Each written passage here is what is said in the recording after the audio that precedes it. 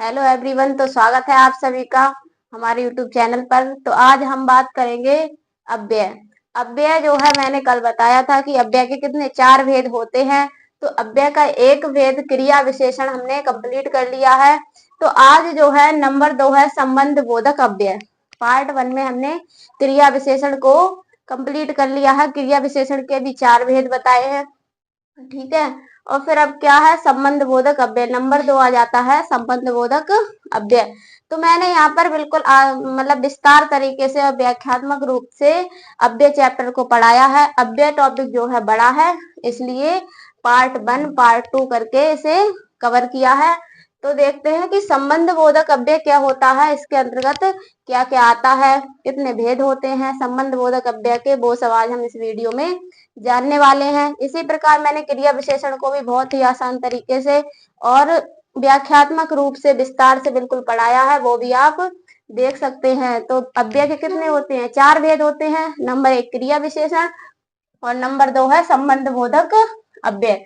तो संबंध बोधक अव्यय क्या होता है, ऐसे अव्यय शब्द जो वाक्य में संज्ञा या सर्वनाम शब्दों के बाद प्रयुक्त होकर वाक्य के दूसरे शब्दों के साथ संबंध का बोध कराते हैं।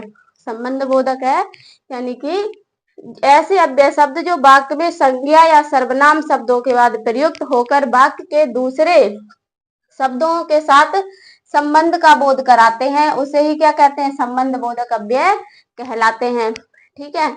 अब क्या है, जैसे आ जाए, अगर दो को उसके बीच आ जाए कि ऊपर नीचे है, बिना, भरोसे, भर, सहित, निकट, आगे, लगभग, नजदीक, पूर्वक, पूर्वक लगा हो, अपेक्षा लिखा हो, समीप है, बदले है, एवज है, जगह, आसपास, अगर इस प्रकार के कोई भी वाक्यों के बीच शब्द दिखते हैं, इस प्रकार का कोई शब्द दिखता है, तो वो क्या है, तो वो किसमें आता है, संबंध बोधक अव्यय। संबंध वो क्या होगा, संबंध बोधक अव्यय होगा। जैसे बात कर ली जाए, अभय छत पर खड़ा है, अभय छत पर खड़ा है, तो पर क्या है, संबंध बोधक अव्यय है। अभय छत पर खड़ा है, तो इसका संबंध बता रहा है कि अभय कहाँ खड़ा है, अभय छत पर खड़ा है। तो पर क्या है, पर हमारा संबंध बोधक अव्यय है। अब जैसे कह दिया जाए कि पुरुषार्थ के बिना जीवन नहीं, पुरुषार्थ के बिना जीवन नहीं, तो बिना, इसमें बिना क्या है, बिना संबंध बोधक अव्यय है। यहाँ पर बताया भी गया है, जैसे ऊपर है, नीचे है, बिना आ जाए, है ना। तो इस प्रकार का कोई भी वर्ड मिलता है वाक्यों के बीच, तो वो क्या होता है, वो संबंध बोधक अव्यय के अंतर्गत आता है, ठीक है। अब आ जाए कि संबंध बोधक अव्यय के भेद, अगर पूछ लिया जाए, नॉर्मल सी बात है कि संबंध बोधक अव्यय के कितने भेद होते हैं, संबंध बोधक अव्यय के कितने भेद होते हैं, यहाँ से क्वेश्चन जरूर बन जाते हैं, इसीलिए मैं ये पूरा विस्तार से टॉपिक करा रही हूँ। चैप्टर तो बड़ा है। अब क्या है कि संबंध बोधक अव्यय के कितने भेद होते हैं, तो संबंध बोधक अव्यय के कितने, तीन भेद होते हैं। संबंध बोधक अव्यय के तीन भेद होते हैं। नंबर 1 क्या है, नंबर 1 है अर्थ के आधार पर संबंध बोधक अव्यय। नंबर 1 है अर्थ के आधार पर संबंध बोधक अव्यय। तो अर्थ के आधार पर कितने भेद होते हैं, अर्थ के आधार पर इनके 13 भेद हैं। संबंध बोधक अव्यय अर्थ के आधार पर कितने हैं, 13 हैं। तो आइए वो हम देखते हैं। 13 मतलब होते वही वर्ड हैं, लेकिन इन्हें अलग अलग छांट कर लिखा जाता है। तो उसी प्रकार स्थानवाचक है, कालवाचक है, दिशावाचक है, साधनावाचक है, ये सभी जो हैं अर्थ के आधार पर होते हैं। तो इनके अंतर्गत देख लीजिए कौन कौन से आते हैं। जैसे स्थानवाचक, नंबर 1 कौन सा है, स्थानवाचक। तो स्थानवाचक में क्या क्या आता है, जैसे भीतर है, बाहर, ऊपर, नीचे, यानी जो स्थान का बोध करा देते हैं, जो शब्द स्थान का बोध कराते हैं, वो क्या है, स्थानवाचक होते हैं। फिर क्या है, नंबर 2 है कालवाचक। नंबर 2 क्या है, कालवाचक। जैसे बाद आ जाए, आगे आ जाए, पीछे है, पश्चात, उपरांत, लगभग, पहले, ये सभी अगर वर्ड आ जाते हैं, इनमें से कोई भी वर्ड दिख जाए, तो वो क्या होगा, संबंध बोधक कालवाचक अव्यय होगा, ठीक है। नंबर 3 है दिशावाचक। नंबर 3 क्या है, दिशावाचक। तो दिशावाचक में आता है तरफ, पार, प्रति, आसपास, ये सभी क्या है, ये दिशावाचक, यानी ये दिशा का बोध करा रहे हैं वर्ड, यानी जो दिशा का बोध करा रहे हैं वो क्या है, दिशावाचक अव्यय हो गए। फिर नंबर 4 है साधनवाचक। नंबर 4 क्या है? साधनवाचक। द्वारा, जरिए, सहारे, बल इत्यादि इस प्रकार का कोई वर्ड मिल जाए तो वो किस में आता है? साधनवाचक। अब ऐसे आ जाए जैसे हेतुवाचक। नंबर 5 क्या है? हेतुवाचक। तो हेतुवाचक में आता है वास्ते, निमित्त, कारण, खातिर। ये शब्द आते हैं किसमें? हेतुवाचक में आते हैं। नंबर 6 है विरोधवाचक। नंबर 6 क्या है? विरोधवाचक। जैसे विपरीत, विरुद्ध, खिलाफ आदि, ये सभी क्या है? विपरीत, विरुद्ध। विरोध तो आप समझते ही हैं, विपरीत, विरुद्ध, खिलाफ यही आएगा। फिर संग्रहवाचक। नंबर 7 है संग्रहवाचक। संग्रहवाचक में लगभग, भर, तक, मात्र, ये सभी क्या है? ये संग्रहवाचक वर्ड होते हैं। नंबर 8 है तुलनावाचक।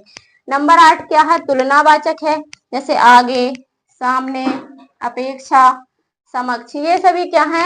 ये तुलनावाचक वर्ड होते हैं। नंबर 9 है सहचर्यवाचक। नंबर 9 क्या है? सहचर्यवाचक। जैसे अधीन आ जाए, बस है, स्वाधीन, संग, ये सभी क्या है? ये सहचर्यवाचक हैं। नंबर 10 है विषयवाचक। विषयवाचक में लेख, विषय, भरोसे, ये सब क्या है? ये वर्ड जो होते हैं वो विषयवाचक होते हैं। नंबर 11 है हमारा विनिमयवाचक। नंबर 11 क्या है? विनिमयवाचक। जगह, एवज, बदले, ये विनिमयवाचक होते हैं। नंबर 12 है व्यतिरेक वाचक। तो व्यतिरेक वाचक में होता है अतिरिक्त, रहित, बगैर, अलावा, ये सभी क्या है? ये व्यतिरेक वाचक हैं। अब आता है नंबर 13 सादृश्य वाचक। सादृश्य वाचक में समान, जैसा, मुताबिक, तुल्य यानी तुल्य, सरीखा, ये सभी वर्ड क्या है? ये तो इस प्रकार अर्थ के आधार पर संबंध बोधक के 13 भेद होते हैं, वो मैंने यहाँ पर बता दिए हैं। अब बोधक अव्यय के भेद। तो संबंध बोधक अव्यय के भेद कितने? 3 बताए हैं। तो पहला, अर्थ के आधार पर हमारा संबंध बोधक कितने? 13 प्रकार के होते हैं, यानी 13 भेद हैं। तो नंबर 2 है यहाँ पर प्रयोग के आधार पर संबंध बोधक अव्यय। नंबर 2 कौन सा है? प्रयोग के आधार पर संबंध बोधक अव्यय। तो प्रयोग के आधार पर संबंध बोधक के कितने भेद हैं? तो प्रयोग के आधार पर संबंध बोधक अव्यय के 2 भेद हैं। कितने हैं? 2 भेद हैं। तो वो कौन कौन से हैं? नंबर 1 है संबद्ध संबंध बोधक अव्यय। संबद्ध संबंध बोधक अव्यय। तो संबंध बोधक अव्यय कौन कौन से होते हैं? जैसे ऐसे अव्यय शब्द जो संज्ञा या सर्वनाम शब्दों के बाद आने वाली विभक्तियों के बाद लगते हैं। विभक्तियों यानी संज्ञा या सर्वनाम शब्दों के बाद जो विभक्तियां आती हैं, विभक्तियां कौन कौन सी? काफी, के आदि जो विभक्तियां आती हैं उनके बाद लगते हैं, उन्हें क्या कहते हैं? संबद्ध संबंध बोधक अव्यय कहते हैं। जैसे आ जाए आगे, पीछे, बिना, समीप, दूर है, और, पास, पहले, ये वर्ड अगर विभक्ति यानी संज्ञा सर्वनाम के साथ आने वाली विभक्तियों के बाद आ जाए तो वो क्या हो जाएगा? संबद्ध संबंध बोधक अव्यय हो जाएगा। जैसे उदाहरण है, राम के आगे मोहन खड़ा है। राम के आगे, तो आगे क्या है? यहाँ पर आगे आगे है संबद्ध संबंध बोधक अव्यय। और क्या कहा है कि विभक्ति के पीछे लगा हो, तो के हमारी यहाँ पर क्या है? विभक्ति है। के विभक्ति है। तो राम के आगे मोहन खड़ा है, तो यहाँ पर क्या है? संबंध संबंध बोधक अव्यय है। ठीक है। अब नंबर 2 आता है अनुबद्ध संबंध बोधक अव्यय। नंबर 2 कौन सा है? अनुबद्ध संबंध बोधक अव्यय। कौन सा होता है? जैसे ऐसे अव्यय शब्द जो संज्ञा के विकृत रूपों के बाद लगते हैं उन्हें अनुबद्ध संबंध बोधक अव्यय कहते हैं। जैसे भर आ जाए, तक है, समेत, सहित, अगर ये वर्ड देखने को मिल जाए वाक्य के अंतर्गत तो क्या होता है कि अनुबद्ध, वहां पर क्या? अनुबद्ध संबंध संबंध बोधक होता है। जैसे उदाहरण के तौर पर सीता सखियों सहित प्रेम वाटिका गई। सीता सखियों सहित प्रेम वाटिका गई, तो क्या है? यहाँ पर क्या है? सहित, यहाँ पर आया है सहित, सखियों सहित। ठीक है। तो यहाँ पर क्या है? सहित अनुबद्ध संबंध बोधक में आता है, भर, तक, समेत, सहित। तो यहाँ पर क्या है? अनुबद्ध संबंध बोधक अव्यय है। ठीक है। अब क्या है? नंबर 3। नंबर 2 हो गया प्रयोग के आधार पर, नंबर 1 हो गया अर्थ के आधार पर, और नंबर 3 हमारा आएगा व्युत्पत्ति के आधार पर संबंध बोधक अव्यय। क्या आएगा? कि व्युत्पत्ति के आधार पर संबंध बोधक अव्यय के कितने भेद होते हैं। तो व्युत्पत्ति के आधार पर संबंध बोधक के 2 भेद होते हैं, वो देख लीजिए। नंबर 1 है मौलिक संबंध बोधक अव्यय। मौलिक संबंध बोधक, तो मौलिक क्या होता है, ऐसे अव्यय शब्द जो अपने मूल रूप में रहते हैं, किसी अन्य शब्द के योग से नहीं बनते, यानी कि अपने ही मूल रूप में रहते हैं, किसी अन्य शब्द के योग से यानी जोड़ने से नहीं बनते, तो वो क्या कहलाते हैं, मौलिक संबंध बोधक अव्यय कहलाते हैं। जैसे आ जाए पूर्वक है, पर्यंत, बिना आदि। पूर्वक, पर्यंत, बिना आदि, ये सब क्या है, ये मौलिक संबंध बोधक अव्यय के अंतर्गत आते हैं। जैसे कह दिया जाए, उदाहरण है, हम दोनों शांति पूर्वक पढ़ते हैं। हम दोनों क्या है, शांति पूर्वक पढ़ते हैं, तो यहाँ पर क्या आ गया, पूर्वक लगा हुआ है, तो वो किसमें आ जाएगा, ये आ जाएगा मौलिक संबंध बोधक अव्यय। अब नंबर 2 होता है इसका यौगिक संबंध बोधक, वो देखेंगे। अगला है यहाँ पर यौगिक संबंध बोधक अव्यय। यौगिक संबंध बोधक अव्यय क्या होते हैं, किसे कहते हैं, ऐसे अव्यय शब्द जो संज्ञा, सर्वनाम, क्रिया, क्रिया विशेषण आदि शब्दों के योग से बनते हैं, उन्हें यौगिक संबंध बोधक अव्यय कहते हैं। ठीक है, जो संज्ञा, सर्वनाम, क्रिया और क्रिया विशेषण शब्दों के योग से बनते हैं, उन्हें क्या कहते हैं, उन्हें यौगिक संबंध बोधक अव्यय कहते हैं। मैंने पीछे की वीडियो में संज्ञा, सर्वनाम, क्रिया और क्रिया विशेषण ये सब कंप्लीट करा दिए हैं, आप वहां से जाकर इन्हें समझ सकते हैं कि ये क्या होते हैं। ठीक है, जैसे इसमें आ जाते हैं यौगिक में अपेक्षा है, तुल्य, समान, द्वारा, योग्य, ये सब वर्ड क्या है, ये यौगिक संबंध बोधक अव्यय के अंतर्गत आते हैं।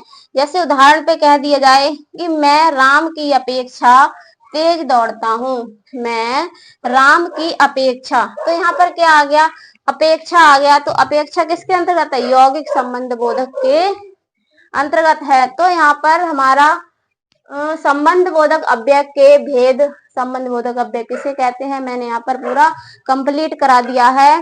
तो अव्यय के कितने 4 भेद होते हैं, उसमें क्रिया विशेषण और संबंध बोधक अव्यय हमारा कंप्लीट हो चुका है। 2 अभी और बचे हैं, वो हम आगे की वीडियो में कंप्लीट करा देंगे।